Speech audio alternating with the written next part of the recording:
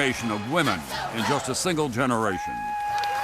So you just squeaked in as a baby boomer. That's what I'm told. Diane Dietz, class of 1982, is one of the first to benefit from a giant step toward athletic equality, the passage of historic Title IX legislation. You're the first women's basketball team taken seriously here, right? Yes. I mean, taken seriously to the extent that we were provided full scholarships, and that was the first year they had full scholarships at the University of Michigan. Michigan. And Title IX changed the world. That all came out of the boomers. Yeah, it changed everything for women. Dietz went on to become a senior vice president in the cable TV industry. She says her athletic experience at Michigan helped her go toe-to-toe in an increasingly competitive workplace. It factors in the same way it factors in for men. If you ask any group of men what athletics meant to them, whether they played at an elementary school level, high school level, college level, all of those skills that you learn from competing became available for women. When we spoke to Dietz, she was unemployed. Come on, Kylie! Go, Serena! You got this one. Oh, they got another goal, Maggie. This former executive was passing time as a playground supervisor, a victim of hard times. How nervous are you about the economy? Very nervous. Who isn't? We sense that fear throughout the room. For decades, boomers have altered the American economy. Now it is altering them. I mean, it was shocking. Some days I still can't believe what has happened to me. As an undergraduate, Sylvia Van Dyke, class of 1970, was a budding playwright. She eventually joined the auto industry as one of its first female supervisors. Now, she's looking for work in a state with the highest unemployment rate in the country. Sylvia, when you went to work for Ford Motor Company, you must have thought, how can I go wrong? It's the Ford Motor Company. It'll be here forever. I never thought I would be separated from the company where it was the company's decision and not mine. And they worry about their children.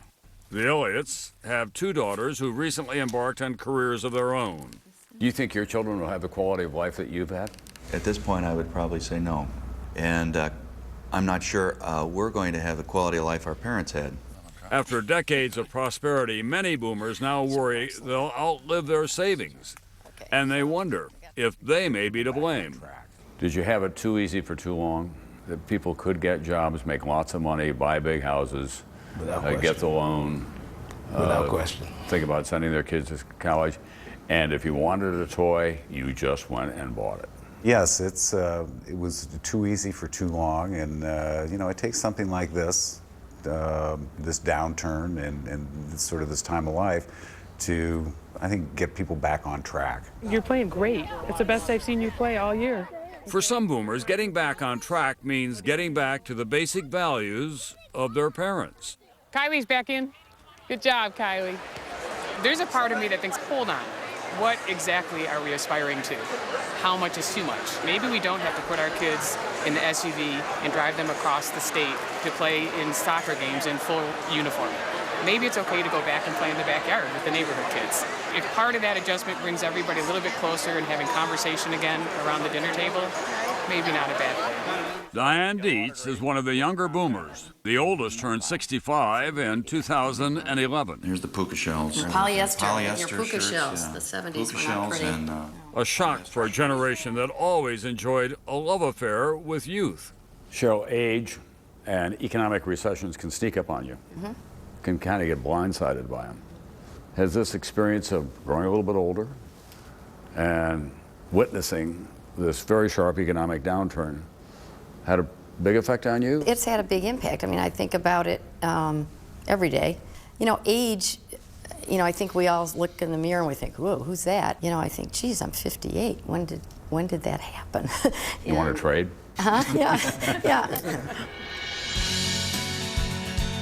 Coming up, the boomer who conquered Washington and another who conquered Hollywood. But first, the concert that defined a generation. We found a voice. The voice was in our music. Peace, love, and some regrets. We were stoned the whole time. We just left a trail of wreckage behind us. What a bunch of morons. Woodstock and taking stock when boomers return. This CNBC program is sponsored by Charles Schwab. I thought investment firms were there to help with my investments. So where's that help when I need it? If I could change one thing, We'd all get a ton of great advice just for being a client. I mean, shouldn't I be able to talk about my money without it costing me a fortune? If I had my way, investment firms would be falling all over themselves to help me with my investments.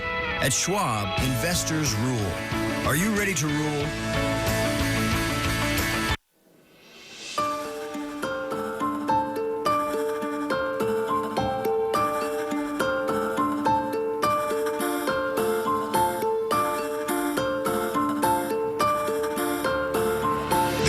CTS Sports Sedan.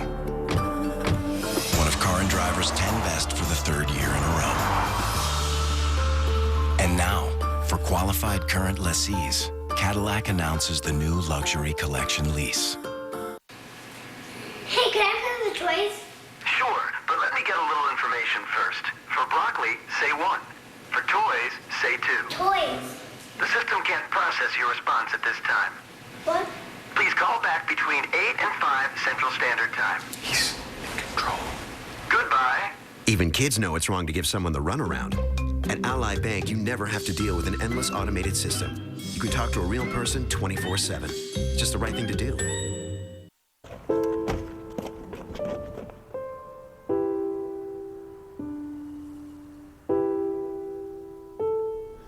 In an instant, everything can change.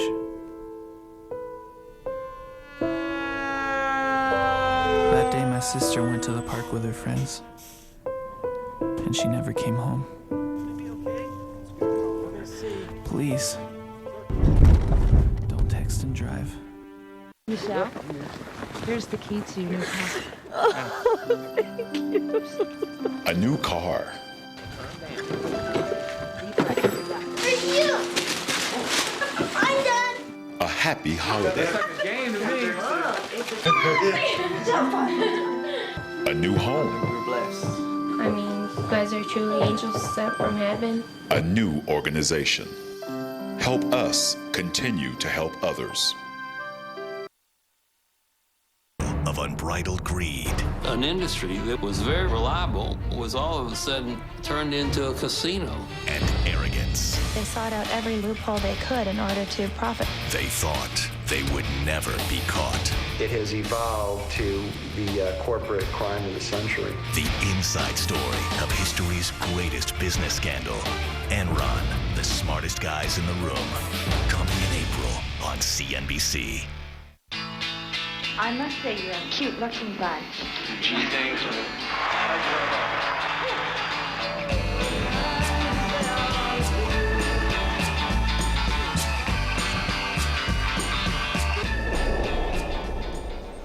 One weekend, one concert became an epic celebration of the counterculture. Woodstock.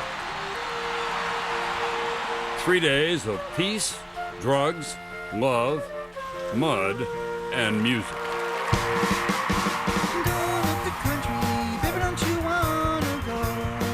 It was blanket to blanket, body to body, and everybody loved each other. It was wonderful. It's turning people on to a different kind of living.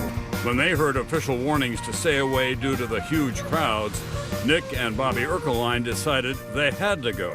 We had to go. You had to go. You had to go see what was going on there. You had to see the groups that were there. You had to see the 450,000 people in one tiny area of our world. And in that sea of humanity, two people who never took the stage That's us. would become the most famous couple from the most famous rock concert of all time. The two of them, embracing under a muddy quilt 40 years ago, became the iconic image of the event, gracing the legendary record album. If you look at that picture and you see the mud on that quilt, that pretty much sums up what the ground was like. We were 20. It didn't matter. In that picture, we were falling in love. We were already in love, but we were falling deeply in love then. We're still falling in love. They had been dating just 3 months. I think you're probably 20 years old in this picture. 2 years after Woodstock, they married, eventually had 2 sons, and like their fellow boomers, got on with the rest of their lives. This is my generation. I'm part of it. And